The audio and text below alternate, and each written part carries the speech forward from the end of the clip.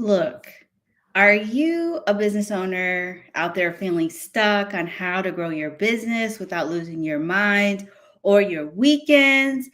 And you want to start looking for those solutions so you can start implementing them in next year or maybe even next month. And I'm talking about systems, automations, because you want to have a life, but you don't want to be running after and doing things. Well, that's what we're going to be talking about in this episode because I'm going to be interviewing a systems and scaling expert for coaches and consultants, and they will be helping us tonight by answering the questions of what you have when it comes to how do you set the right systems, right automations, and we're going to learn so much. So before I bring on my guests, my name is Shri, and I'm a social media manager. My team and I help doctors and lawyers gain an edge online. What does that mean? We help your practice build a social media presence that attracts and retains patients and clients. My guest, again, is a systems and scaling expert for coaches and consultants. Super fun to be sharing food videos because she knows my love language. I do love food. And she understands systems, automations. She plays a huge role in your business. Her name is Diane Lam, and I'm super excited. Thank you so much for being here tonight. Hi. So, let me ask this very difficult question. With the holidays around the corner, what is your favorite carol that you love to sing? Oh, I'm not a big caroler. I love the Mariah Carey Christmas song. That's a good one because it always seems to be playing on the radio or the Alexa or the Spotify top holiday hits lists. But the carols themselves, I don't really get that into them. I don't think I could recall one that isn't like a stylized pop R&B version of a Christmas song. Well, you know what? I listen to a lot of so if you're watching this live or you're listening to this episode on the podcast, which gets dropped tomorrow, I'm going to take this episode and turn it into a podcast episode. Share what is, do you listen to Christmas carols or Christmas holiday music, and what's your favorite? Personally, I like to do the old Christmas songs, Oh. with Blue Eyes and Sinatra, and then there's like the old classic R&B where you can hear some of those songs. And then, hey, lately on Netflix and Peacock, they're streaming the holiday movies. I'm Already? watching them. Wow.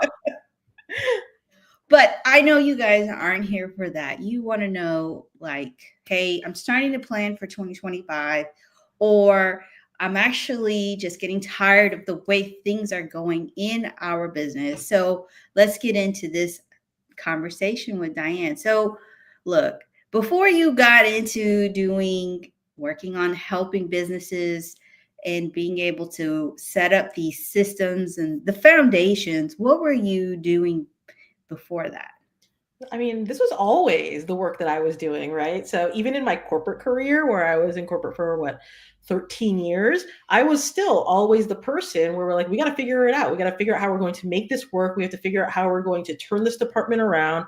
We have to figure out how we're going to implement our growth strategies for the next year. We have to do all of these things. And that usually fell into my bucket onto my desk in some way, right? So learning how to make a department run, learning how we're going to implement growth strategies and being the person to implement it has always been the thing that I've done. So not only did I do it through my corporate career, then I parlayed it into the online space where it's like, okay, well, how do you now run and scale an online business? It's very different from when you're working in the corporate spheres. And so really getting up to speed on that and, learning through trial by fire. I will admit, I don't have a certification or an OBM, DOO, certification or anything like that. But I've learned through trial by fire when there was a lot of money on the line and we really had to make something happen. That's where I really cut my teeth and gained experience by actually doing the thing, putting my hands on it, building the businesses, implementing the strategies, seeing where they work and seeing where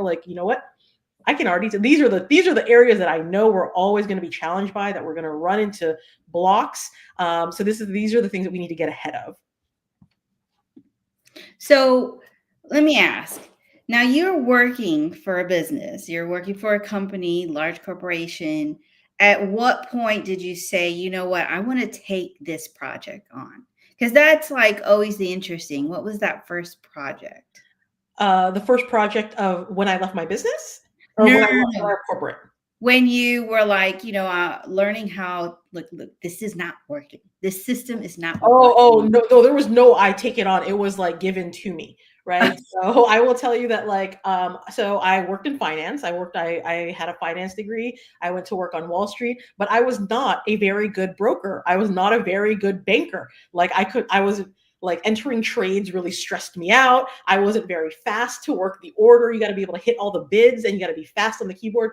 I was not very good at it. Like, let me just tell you that right away. I think one of my first trades resulted in like a pretty substantial trading error that the company actually had to eat the cost of. And like, that was kind of my intro into like, oh man, guys, like this is what I do in finance. And the upside of that was like, well, management had their eye on me. They're like, okay, we see you, we see what you're doing. You're not very good as a trader, but you can really keep your eye on a deal. Right. And when you are working with bankers, when you're working in the finance industry and like no one gets paid unless a transaction closes, well, someone like me then becomes very, very valuable, right? Someone who can usher a deal forward, who can keep it organized, can corral the group, can kind of move us all forward towards our goal. That role becomes very valuable when you're like, oh, we need this person, because if we don't close any deals, if we don't move the project or the business forward, no one gets paid. No one makes any money. And that was really where I started to cut my teeth and move into like, well, how do we actually build businesses? How do we build financial investment vehicles? Like, I was thrown into the fire. They're like, I worked with a number of financiers, and one of them would be like, you know what? I have the idea for this kind of fund. Like, it vaguely does X, Y, and Z. I'm going to go and raise 20 million bucks for it. I'll be back in like 6 to 8 months, make sure it's ready to go. And I'm just like, how do you do that? Right. So I'm like on the phone with our lawyers. I'm trying to figure out like what entity we need to create, preparing PPM documents, like hiring offshore administrators, and doing it all like on the fly as we're going. And I'm like sweating bullets the whole time. Like, oh man, I really hope I'm doing this right. Like the first one, very stressful. You get the first one under your belt and you're like, oh, okay. So this is how you start a company. This is how you start an entity. This is how you start a hedge fund. Okay, got it. And then the next one was a little bit easier. The next one after that was a little bit easier. And then you're like, oh, okay, I got this. Like by the time fund number 3 rolled around, I'm like, oh, I got this. I know how to do this. No problem.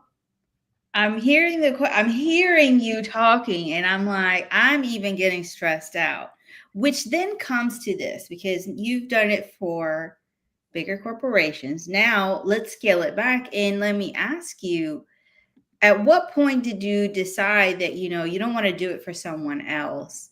You want to take what you know and help others and basically build your own business.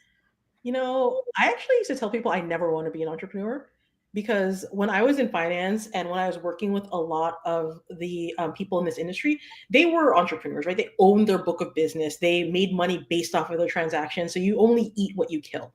And I'm like, I never want that life. That looks very stressful. And until I actually wanted it, right? And then I became that person. And it wasn't really until I had moved to a certain tier in corporate. I was like a middle manager at that point. I had a team.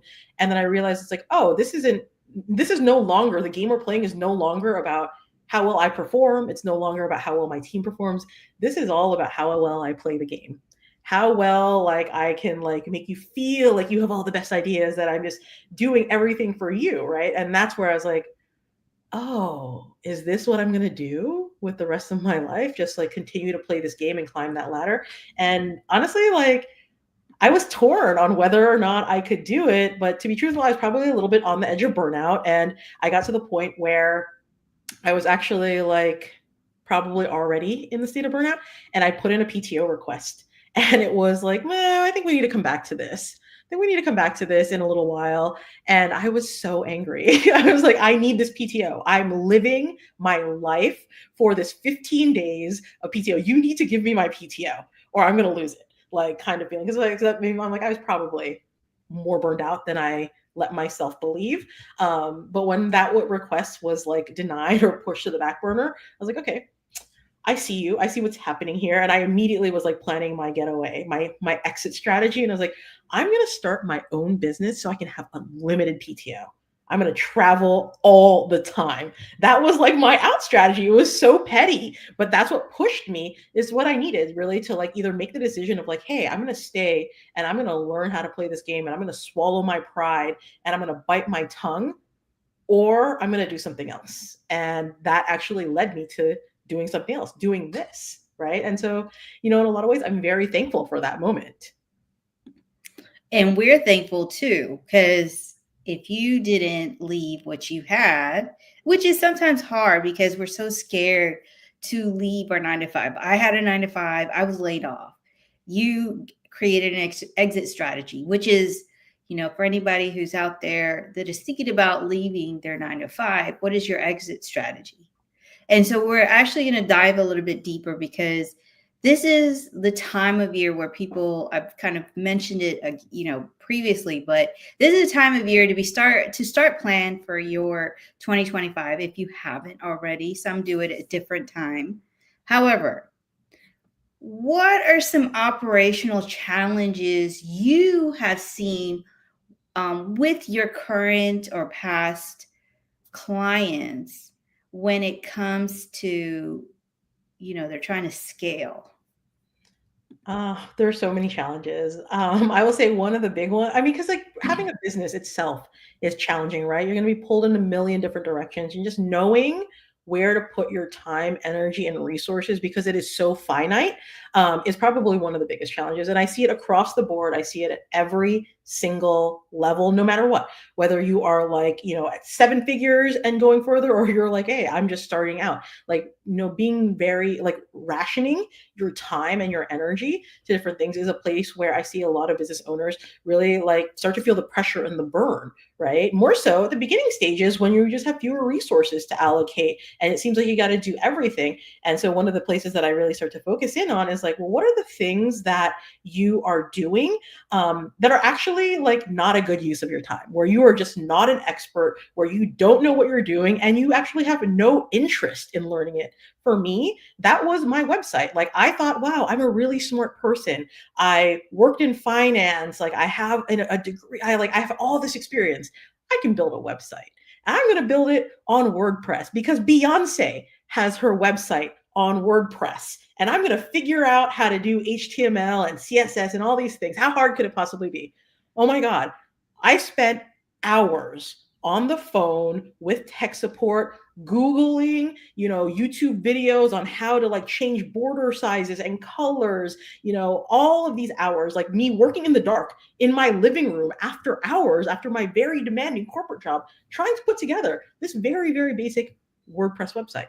So things like that, where it's like, I have no interest in really learning HTML. I am not good at this. It's not my area of expertise. And I'm never going to get good at it because like, I don't want to learn it and I'm never going to use it again, right? That is an area right there. If you're doing any of those things, like that is an area where you can get help immediately and be able to move the needle in your business tremendously. Right. So that is something that I always encourage business owners to look at immediately. Where are you spending your time and energy? And is it something that's going to move the needle and something that you're interested in? And if it's not, get that off your plate immediately. There are other people out there who are willing to support you and can support you, and it will actually improve the results you get. That website that I spent all those hours building, I trashed it and I still ended up paying somebody to do it down the road, right? So not only did I waste, 8 months of my own time, energy, blood, sweat, and tears, I still paid someone else to do it. So just save yourself the agony and outsource at the onset for things that you really have no skill and no business doing. I love that, because sometimes we feel like, oh, we could do this, we could do that. And no. And also make sure you have the money to spend for this upcoming project. So if you can't afford for a new website, then do a simple landing page and just have the basics on there, and you can watch a lot of YouTube videos. I'm not trying to take away. We do landing pages, and I know people who do landing pages. But if you're strapped for cash and you'd rather get some other things because you got to pay your employees, or you have to pay, the taxes. Those are important. I want to say hi to Quentin, who stopped by. Thank you for joining us Hi. today. So here we are. We're now realizing we don't need to do everything. And what do you believe are some core systems that are really important for a business to scale? Yeah. I think it's really important to have systems in the core functionalities of your business, right? So those core functionalities are your marketing, your sales, your client experience. So that's the onboarding and offboarding, making sure that they have like a really, really great experience with you, the delivery of your program, like your services, and then finally your team, right? Like how are you going to manage those people so you can actually work outside of just yourself? Those are the 5 core areas of your business that I think every business needs to have systems in.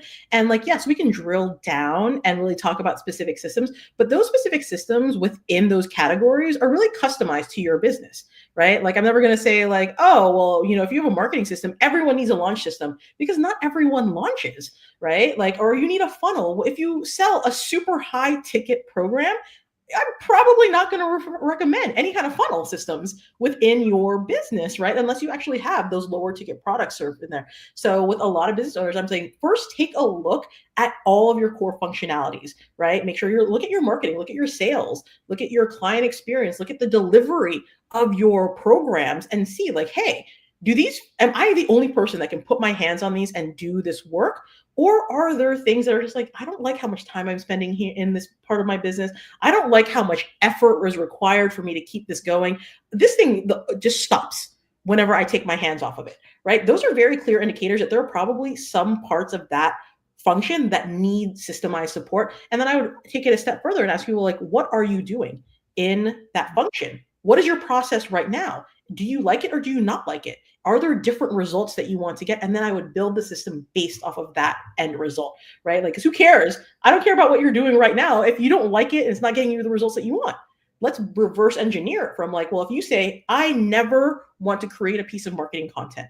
Okay, well, then you probably need a very specific set of systems and team members to make that happen. If you say, I never want to do sales calls, okay, we need a very particular set of systems and team members and tech to make that happen, right? So anything is possible, but it always starts with you. And these are questions that every business owner already knows, whether you kind of know it or not, whether somebody has asked you or not. If you put a little bit of time and efforting into it and you just think about it, like, you know how you want your business to run. You need, yeah, and like that's it. Like the thing is like, I'm really good at what I do, but I still need you to tell me how you want it to be done, right? What experience you want to have in your business, so we can work and create the process to achieve that. And I can't tell you, you should do this. This is how your sales system should run, because I don't actually know if that's how you want it to run. I don't know what the experience is that you want to have. I can give you some insight and I can guide you on what a best practice would be, but ultimately you are in charge of your business for as long as it is there. So I suggest build your systems around you and everything you want, and ask for what you want, and then build your business around that. I love that, because we sit there thinking this is what needs to happen. But I think also part of it too is the customer's asking it for like this. And so if we're going to do it this way, well, this is how it's got to work so I can meet them halfway. Because we're too busy trying to think, okay, we need this. Look, there's all these people out there talking about, oh, I can't, I grew my business to 10 million in like, 7 months. Okay, that's great for you. But the majority of us are really lucky if we can sign on a client that is on retainer and will continue to work with us year after year. And another really important thing, they trust you, they respect you, they see and appreciate the work that you're doing, that they're now asking, hey, can you take on this extra? Just an example, just this week, really crazy. I know I haven't been so present online and really being out there, but my current client asked us to add on another social media page to manage for them, which is a win. But before that, it was very difficult, meaning they trusted us, but they didn't. And that phone call came, and I was like, the first thing they said, we appreciate your work. The content's amazing. We want to add on. So we have to think about first, like Diane is saying, what is it that we're doing? What does that output look like? And what kind of experience do we want to give the customer? And Quentin's just telling us that he's here to learn and he's from H-Town. Look, Quentin, and anybody else who's watching this podcast, the live or listening to the podcast, make sure you connect with Diane. She is on Instagram, TikTok, LinkedIn. Let her know that you heard her here on the podcast or a live show. That way she won't block you. And make sure she also has a discovery call. So if you are trying to think about, hey, I want to scale, book that call. So getting back into this, okay, we understand that we need to build our systems around what we like. So kind of walk us through how you customize scaling strategies to align with your clients. Like, what are the kind of questions that you ask? Yeah. So I think when we're aligning scaling strategies, like I really try to center, like my whole approach is centered around the client, right? It's centered around like me in my own business. Like everything is built around me, like the schedule I like to keep, the work that I like to do during the day. What parts of marketing do I want to do? What parts of sales do I want to do? What parts of the client delivery or experience do I want to work on? Like I'm really focused in on those pieces because like I want my work to be the things that I want to do and none of what I don't, if possible, right? So those are the first things I'm really asking them. I was like, so what do you want to do? If we're walking through each function in your business, is there parts of marketing that you actually like, that you believe that you like to work in, that only you can get the best possible result and no one else can get the same result or better result than you, right? Because that's where we will then start to think about like, okay, well, what does the system really start to look like? Do we need more team members here? Do we need to shore things up here? Or is it like, actually, like I've had clients who are like, I love marketing. I do not believe anyone can market and message as well as me. Even people who are not marketers, right? But they're like, I am the source of all the messaging. I'm going to keep marketing, but I don't want to do any of the tech stuff. I don't want to do any of the sales stuff. I don't want to do any of like they sell a lot of digital products. I don't want to do any of like the delivery of the fulfillment of those those digital products. We got to figure something else out for that. Okay, fine. That makes a lot of sense. If you love marketing, then I'll leave that with you. That's totally fine. But everything else, we will build structure, we will build process, we will build tech, we'll build automation, we'll build team members around so that you don't have to work in those parts of your business if you don't want to, right? So those are the things I'm really asking. I was like, well, what is it that you like or dislike about the different functions of your business? And you can't say, I don't like any of it, because then like, okay, well, why are you even doing it, right? So there have to be parts of it that you actually do enjoy. And those are the things that we try to leverage and maximize the most. And then the things that you don't enjoy doing, then those are the things we're going to try and we're going to try to minimize, right? And really move off your plate, whether through technology, whether through automation, or whether through other team members. Like, let's move those things off of your plate so you don't have to work on them. You have to spend like a lot of time in them. There are some things that I admit that you have to do. Like if you are a business owner, you gotta look at your financial statements sometimes, right? Like, okay, maybe you don't have to do it every single day. You don't even have to do it every single week, but at some point, maybe monthly, quarterly, if you have like a fractional CFO or something, someone in the background, you gotta look at them, right? So you're not gonna get away from it, but we're gonna minimize it as much as possible by putting support and resources around it so it can work without you. So that's really the focus, is always going to be like, well, how do you want to work? What do you like to do? What do you dislike doing? When it comes to like the technology part of the system, was like, what do you like about the tech that you're using now? What do you dislike about it?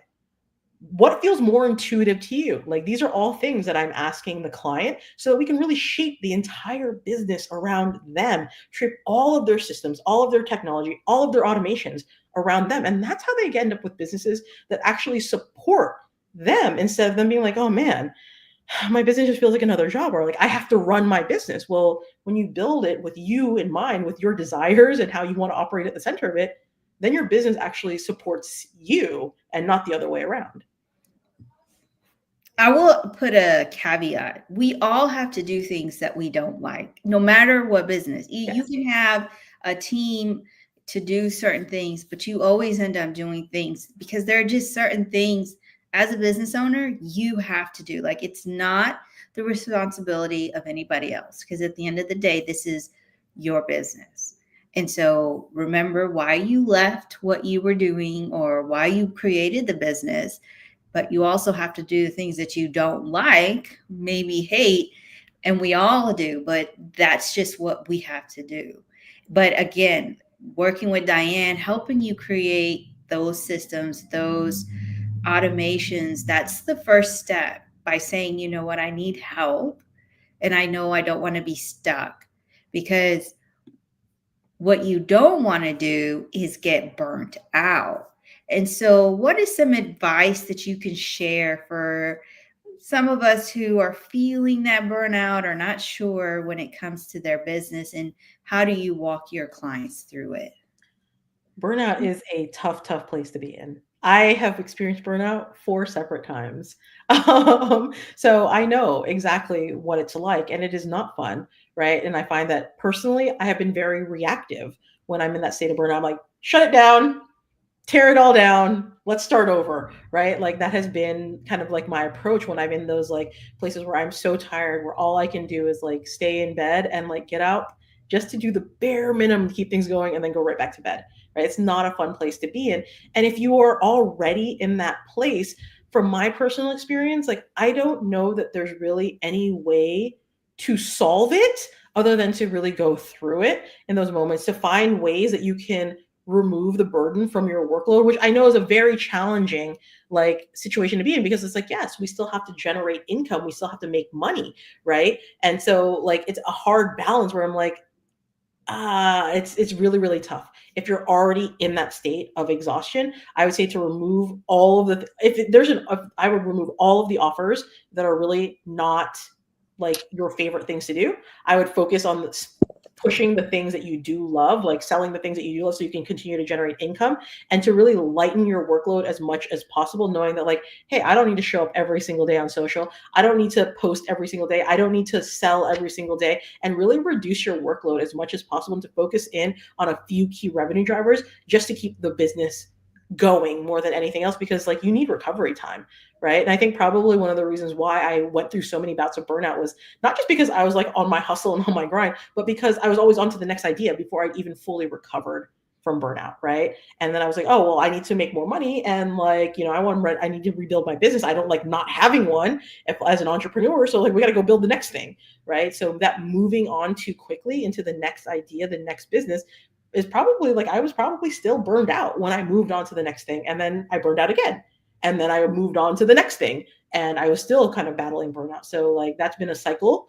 that I'm very, very aware of, that I know I'm like in myself, that I try to manage very consciously now that I'm like, oh, I'd like to learn some lessons the hard way, and I had to do it like 4 times before I'm like, oh, I know these are signs I'm burning out. I should like pull back a little bit, make sure that I'm taking care of myself and filling my cup. I want to say hi to Andrea. She stopped by. Thank you so much. Which, you know, I can't wait because there's some things in the background. And Andrea is one of the reasons why those things are happening in the background. But getting back to what you were talking about and how you said not taking the time to get over the last project that didn't go well, or giving yourself space. I'm really learning the importance of space during this time of my life, because we think like we have to be there. We have to be showing up. And honestly, if you can't show up fully, you can't show up at all, because people can feel it and they can sense it, whether you're on the sales call, whether you're doing a live show or a video, they can feel it. I'm not trying to tell you guys, like I'm taking my time, but I also understand that what Diane is saying, you know, that's really important. You know, sometimes you just got to take a step back, see what worked, what didn't, take some time, and then come back, because next thing you know, you know, when you recall what didn't work and you implement what does, you'll see a difference in your business. So this is what we're going to do here, folks. We're going to end this live right here on LinkedIn, and we're going to invite you to come and join us to Instagram, where we'll continue the conversation. And if you have questions that you didn't get to ask, you can ask over there. Also, note again, this episode will be going up on the podcast tomorrow, so you can watch or listen to it in its entirety.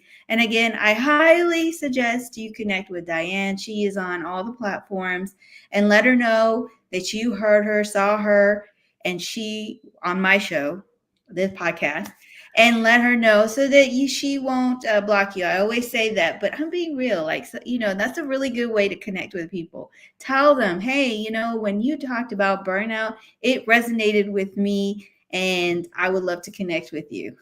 Yes, please do. My DMs are always, always open. I'm always happy to have a chat with you. And like, I mean, I try not, I don't really block that many people. So, but you never know. Maybe I'll start upholding that strong boundary. But it's an idea because we're all getting those connection messages and you're trying to figure out how can I connect with someone. I'm telling you, just if you can find a podcast episode, a live show that person has been on, and you can say at least something that they shared, they are going to connect with you more than likely, unless they think you're a competitor, which then. So I want to say hi to Olga. Thank you for joining us from Ecuador. I always appreciate you coming by. But like I said, we're going to stop it here. We're going to go to Instagram. And I want to say thank you to everybody who joined in on this conversation. Thank you, Diane, for being here. And until the next episode, which next week is Ask Me Anything, where I'm going to be by myself and you guys can ask me anything from a profile review to content review to just anything that you want to know about me that's going on. That's what you can do next week. So until then, bye everybody. Bye.